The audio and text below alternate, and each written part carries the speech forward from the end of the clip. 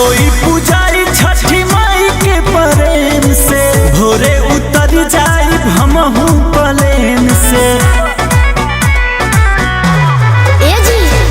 भूखे के बनवा जनी कष्ट उठाए जी, फॉर्च्यूनर से एयरपोर्ट पर ले बेराए बुझी। सुन के जुड़ाइल है करे जाजी, अच्छा सुन के जुड़ाइल है करे जाजी। सुनी ओए हो बाहर से बाहर ससुराल जीजाजी, ए जीजाजी दीदी नहीं होले में छठ करा धारी जीजाजी। सब होई गइल बाटे तैयारी जीजाजी। ओए हो बाहर से बाहर ससुराल जीजाजी।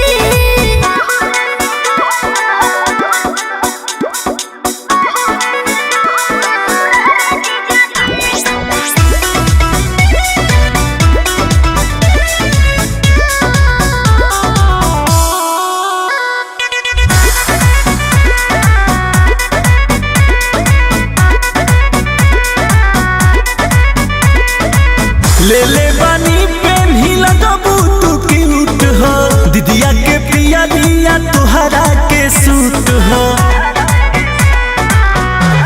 सुनी खर्चा होई खूबे पैसा ढेर कमाईने जी, अंकुश राजा बस जी अब विदेश भइने जी। भूखला के हवे ई नतीजा जी, भूखला के हवे ई नतीजा जी। अच्छा